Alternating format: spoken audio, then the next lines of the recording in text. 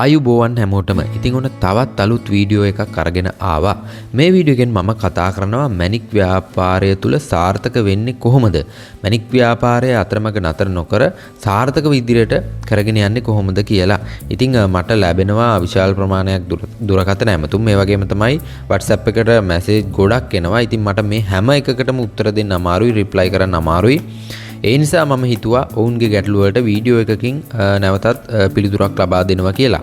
ඒ නිසා මේ වටිනා වීඩියෝ එක අවසාන වෙනකම් බලන්න. ඒ වගේම තමයි කියන්න ඕනේ මගේ channel එක අනිවාර්යෙන් subscribe කරන්න. නොමිලේ මේ වගේ වටිනා දෙයක් දෙනකොට ඇත්තටම බොහෝ පිරිසකට අගයක් නැහැ. ඉතින් ඒ නිසා අනිවාර්යයෙන්ම channel එක subscribe කරන්නත් අමතක කරන්න එපා. එහෙනම් අපි කතා කරමු මෙන්න මේ ව්‍යාපාරය තුල සාර්ථක වෙන්නේ කොහොමද කියලා. ඉතින් මම කලින් කතා කරලා තියෙනවා මෙන්න මේ මැණික් කියන්නේ මැණික් ඛනිජය ඊටමත් වටිනා භාණ්ඩයක්. එහෙම නැත්නම් ලක්සරි භාණ්ඩයක්. සුඛෝපභෝගී භාණ්ඩයක්.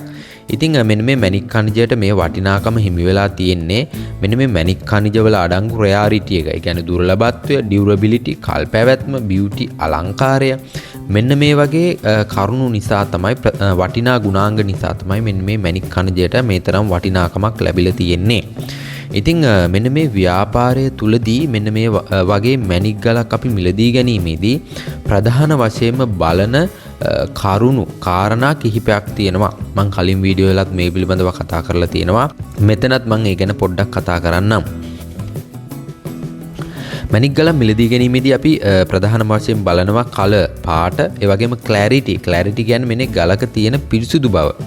weight කියන්නේ ගලේ බර, ඒ වගේ තමයි මෙන්න ගලේ shape එක, හැඩය. මෙන්න මේ පිළිබඳව අපි විශේෂයෙන්ම සලකා බලනවා. මම මෙතනදී කතා කරන්නේ විශේෂයෙන්ම රළු මැණික් ගලක් මිලදී ගැනීම පිළිබඳව. ඉතින් මෙන්න මේ විදිහට රළු මැණික් ගලක් අපි පොලකින් එහෙම නැත්නම් පතලකින් එහෙම නැත්නම් ඕනෑම වෙළඳ මධ්‍යස්ථානයකින් මිලදී ගැනීමේදී මේ ගලේ පාට, පිරිසිදු බව, ඒ ගලේ බර, ගලේ shape එක මේ ටික ඔක්කොම හරියටම බලන්න ඕනේ. මේ කරුණු වලින් එකක් දෙකක් හරි අඩුපාඩු වෙනවා නම් ඒ ගල අපිට එක්ක ගොඩාක් අඩු මිලට තමයි මිලදී ගන්න වෙන්නේ. එහෙම නැත්නම් ඒ ගල අපිට අතාරින්න වෙනවා. නැත්නම් එවැනි ගලක් මිලදී ගත්තොතින් අපිට පාඩු ලබන්න වෙනවා. මම ඉතින් උදාහරණයක් විදියට ඔයාලට මෙහෙම කියන්නම්. සාමාන්‍යයෙන් අපි මේ ගලේ පාට බලන්න ඕනේ. ඔන්න ගලක් තියෙනවා නිල් මැණිකක්. ඒ ගලේ හොඳට නිල් පාට තියෙනවා. හොඳ රොයල් බ්ලූ කලර් එක, එහෙම නැත්නම් කෝන්ෆ්ලවර් බ්ලූ කලර් එක, මෙන්න මේ හොඳ ලස්සන පාටක් තියෙනවා.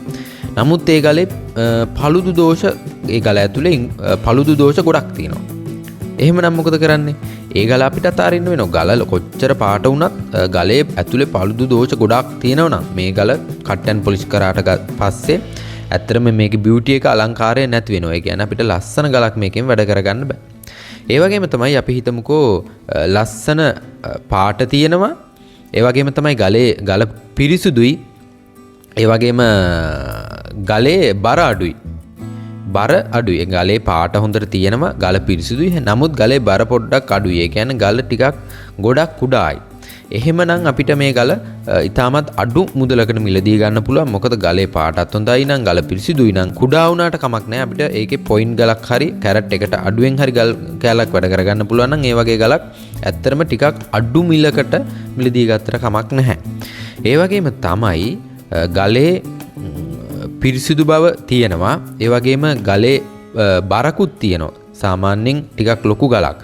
නමුත් මේ ගලේ පාට මදි. ඒ කියන්නේ අපි හිතමුකෝ නිල් මැණිකක් නම් රොයල් බ්ලූ, කෝන්ෆ්ලවර් බ්ලූ මේ විදියට යනවා, පැස්ටල් බ්ලූ මේ විදියට තියෙනවනේ. ඒතර ගලේ පාට හොඳ ලා පාටක් නම් තියෙන්නේ. ගල පිරිසිදුයි, ගලේ බර තියෙනවා. නමුත් ගල ලා පාටයි නම් එතෙන්දිත් අපිට මේ ගල මිලදී ගන්න පුළුවන්. මොකද ගල පිරිසුදුයි, ගලේ හොඳ බරක් තියෙන ලොකු ගලක් නම් අපිට ගල මිලදී ගැනීම හැකියාව තියෙනවා. නමුත් ගලේ පාට අඩු නිසා අපි මේක ගොඩක් අඩු මිලකට තමයි ගන්න ඕන. ඒ වගේම තමයි ගලේ පාටක් තියෙනවා, හොඳ පිරිසුදු බවක් තියෙනවා. ඒ වගේම ගලේ සාමාන්‍ය බරකුත් තියෙනවා, සාමාන්‍ය ප්‍රමාණයේ ගලක්. නමුත් මේ ගල ෆ්ලැට් නම්, එතකොට මේ ගලේ ගොඩක් වලවල් තියෙනවා නම්, මේ ගලේ හැඩය, ෂේප් එක ගොඩක් අවුල් නම් අපිට මේ ගලෙන් ලස්සන ගල් කෑල්ලක් කපවදමා ගන්න අමාරුයි නම් ගලේ හැඩේ අනුව, ෂේප් එක අනුව, අන්න එතකොටත් අපිට මේ ගල ගොඩාක් අඩු මිලට තමයි මිලදී ගන්න වෙන්නේ. නැත්තම් මේ ගල අතාරින්න වෙනවා. ගල කොච්චර හොඳට පාට තිබුණත්, ගල පිරිසිදු වුණත් මේ ගලේ හැඩේ අවුල් නම්, ගල ෆ්ලැට් නම්, මේක ගල වැඩ කරගන්න කට් ඇන්ඩ් පොලිෂ් කරගන්න අවශ්‍ය හැඩය මේ ගලේ නැත්තම් ඒ ගල අපිට අතාරින්න වෙනවා. ඉතින් මෙන්න මේ කරුණු ටික ඔබ මතක තියාගන්න. එතකොට ගලක් අපිට පාඩු වෙන්නේ නැති වෙන්න මිලදී ගැනීමේ හැකියාවක් තියෙනවා. මෙන්න මේ කලර්, clarity, weight, ඒ වගේම ගලේ shape එක, මෙන්න මේ කාරණු ඔක්කොම සලකා බලලා තමයි අපි හරියට ගලක් මිලදී ගන්න ඕන. මේ කරුණු වලින් එකින් එක අඩුපාඩු තියෙනවා නම් මිලදී ගැනීමේදී අපි ගොඩක් සැලකිලිමත් වෙන්න ඕන. ඒ වගේම තමයි මෙන්න මේ ව්‍යාපාරය තුල මෙන්න මේ ಜಾති පවුලේ ගල් වලට සාමාන්‍යයෙන් රූබි, රතු, ඒ වගේම නිල්, yellow, ඒ කියන්නේ පුෂ්පරාග, මෙන්න මේ වගේ ගල් වලට මෙන්න මේ ව්‍යාපාරය තුල වැඩි ඉල්ලුමක් තියෙනවා කියලා මම කලින් වීඩියෝ වල සඳහන් කරනවා. විශේෂයෙන්ම ಜಾති පවුලේ ගල් මේ ව්‍යාපාරය තුල ප්‍රමුඛතාවයක් ගන්නවා. ඒ වගේම තමයි නිතර හමුවන කිරිංචි පවුලේ ගල්, රබහ පවුලේ ගල්, ඒ වගේම තෝරමල්ලි, ජාගුන්, මෙන්න මේ ගල් වලට මේ ව්‍යාපාරය තුල හමුවන ඉල්ලුම අඩුයි, ඇතිවන ඉල්ලුම අඩුයි. නමුත් කියන්න ඕනේ දැන් කිරිංචි පවුල ගත්තම කිරිංචි පවුලේ තියෙන නිල් කිරිංචි, රතු කිරිංචි, ඒ වගේම තමයි දුර්ලභ රයා ගලක් වෙන ටාෆයිට්, මෙන්න මේ වගේ ගල් වලට ලොකු ඉල්ලුමක් තියෙනවා. ඉතින් කිරිංචි පවුලේ තියෙන ටාෆයිට් ගල, මේ වටිනා දුර්ලභ මැණික් ගල අඳුන ගන්න නම් ඒකටත් ඔයාට දැනුම තියෙන්න ඕන. විශේෂයෙන්ම කියන්න ඕන මෙන්න මේ කිරිංචි පවුලේ තියෙන කළු කිරිංචි, මෙන්න මේ වගේ පිටට එළිය නොදෙන ගල් මිලදී ගන්න එපා. ගොඩක් වෙලාවට මෙන්න මේ ව්‍යාපාරයට එන අලුත්ෙන් එන අය කරන්න දෙයක් තමයි, කරන වැරද්දක් තමයි මෙන්න මේ වගේ පිටට එළිය නැති කිරිංචි ගල් වර්ග ලොට් පිටින් මිලදී ගන්නවා. විශේෂයෙන්ම පොලකට ගියාම මේ ගල් වටිනවා, මේ ගල් මෙච්චර වටිනවා කියලා ඒ ගේන වෙළඳුන් ප්‍රකාශ කරන්න පුළුවන්. නමුත් අපි දැනගන්න ඕනේ අපිට මේක විකුණ ගන්න පුළුවන්ද, අපි මේක මිලදී ගන්නවද නැද්ද කියලා. අන්න ඒ නිසා ඒ දේවලුත් ඔළුවේ හොඳට මතක තියාගන්න. ඒ වගේම තමයි මේ බිස්නස් එකට ආපු ගමන් ගෙවුඩ කරන්න යන්න එපා. දැන් මට ගොඩක් කට්ටිය කතා කරලත් අහනවා ගෙවුඩ කරන්නේ කොහොමද කියලා. ගෙවුඩ කියන එක පිළිබඳව මම කලින් වීඩියෝ කීපයකුත් අරන් ඇවිල්ලා තියෙනවා. මෙන්න මේ ගෙවුඩ වලට ඇත්තටම ලොකු දැනුමක් තියෙන්න ඕනේ. ඒ වගේම තමයි අපි හොඳම ගෙවුඩයක් තෝරගත්තත් මේ ගෙවුඩේ පුච්ච ගන්න, මේ ගල බර්න් කරගන්න, ගල වැඩ කරගන්න, බර්න් කරගන්න අපි හොඳ කෙනෙක් හොයාගෙන ඉන්නත් ඕනේ. ඒ නිසා විශේෂයෙන්ම මෙන්න මේ ලොතරැයියක් ගන්න වගේ වැඩක් තමයි ගෙවුඩ ව්‍යාපාරය කරනවා කියලා කියන්නේ.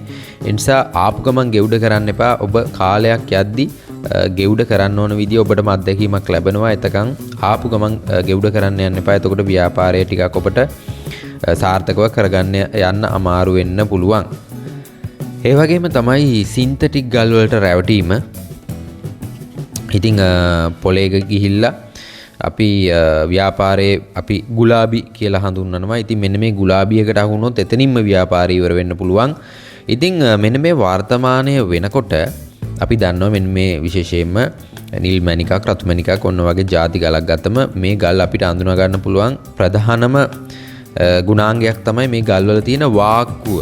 ඉතින් වාක්කුව බලන්නේ කොහොමද? ඒ පිළිබඳව මම කලින් වීඩියෝ වල කතා කරලා තියෙනවා. සින්තටික් ගල් වලත් මෙන්න මේ ගුලාබි වල මේ වාක්කුව ස්වාභාවික ගල් වල තියෙන විදියටම වාක්කුවත් මෙන්න මේ විදියට හදලා තියෙනවා. නමුත් මෙන්න මේ සින්තටික් ගල් වල නම් මේ වාක්කුව වගේ හැදුවට මේක අපිට ස්වාභාවික ගලක බලනවා වගේ බලා ගන්න හැකියාවක් නැහැ. මොකද මේක මේ එක තැනකට තින්ත ගුලිය වගේ තමයි හදලා තියෙන්නේ. ඒතරම ගලක් පෙන්නලම තමයි මේක හදලා දෙන්න ඕනේ. දැන් අපි ස්වාභාවික ගලක් ගත්තම ඒකේ වාක්කුව අපිට හොඳට ඩේ ලයිට් එක ඇල්ලුවට පස්සේ බලා ගන්න පුළුවන්. එක පැත්තකට පාට වැඩි වෙනවා, එක පැත්තකට පාට අඩු වෙනවා. ඒ ගතිය බලා ගන්න පුළුවන්. මෙන්න මේ සින්තටික් ගල් වල එහෙම බලා ගැනීමේ හැකියාවක් නැහැ.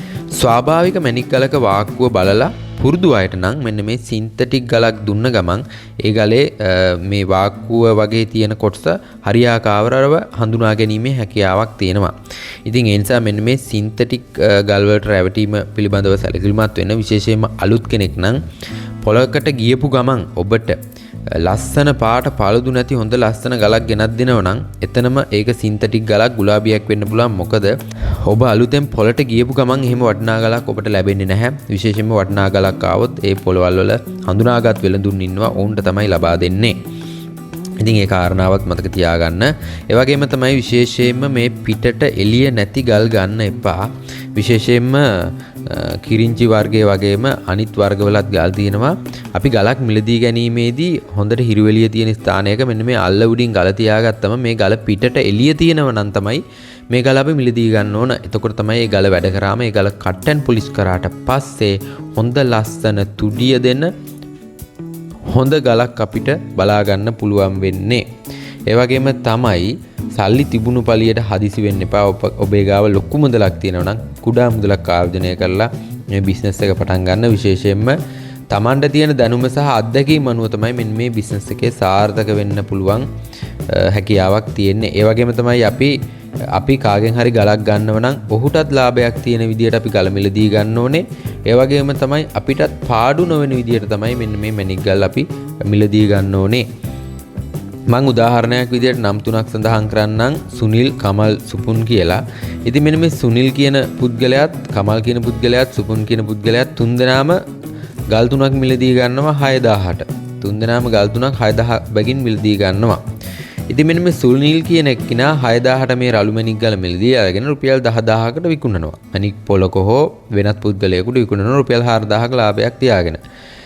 අනිත් පුද්ගලයා කමල් කියන කෙනා මේ 6000ට ගත්ත ගල කට් ඇන්ඩ් පොලිෂ් කරලා රුපියල් 15000කට විකුණනවා. ඒ කියන්නේ එයා මේකට අගය ටිකක් එකතු කරලා තවත් වැඩි මිලකට විකුණනවා.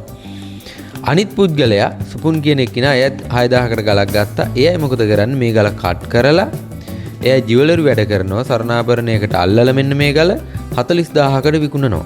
එතකොට ඔබට තේරෙන්නේ නැති මේ ගල් වලට දෙන අගය අනුව අපි මේ ගලට ලබා දෙන අගය අනුව අපිට ලාභය ලබන්න පුළුවන් ආකාරය අඩු වැඩි වශයෙන් වෙනස් වෙනවා. ඉතින් ඒ දේවල් මතක තියාගන්න. ඉතින් මේ කෙටියෙන් මට ලබා දෙන දුරකථන ඇමතුම් වලට පිළිතුරක් විදිහට තමයි මේ වීඩියෝ එක ඉදිරිපත් කරේ. ඉතින් ඔබට සහනදායි මිලට සියලුම වර්ගයේ ස්වාභාවික මැණික් ගල් මිලදී ගන්නත් පුළුවන් අපගේ WhatsApp group එකට එකතු වෙන්න. ඒ වගේම තමයි ග්‍රහපල් වලට අවශ්‍ය කරන කාකනිල්, ඒ වගේම ගෝමේද, මගුල් ගල් ඇතුළු ඒ වගේම තමයි ව්‍යාපාරයට අදාළ වෙන රළු මැණික් ගල් වර්ග මිලදී ගැනීමටත් පුළුවන් ඉතාමත් විශ්වාසනීයව පහසු මිලට. එහෙනම් ඩිස්ක්‍රිප්ෂන් එකේ තියෙන ලින්ක් එකෙන් අපේ WhatsApp සමූහයට එකතු වෙන්න. එහෙනම් හැමෝටම සුබ දවසක්.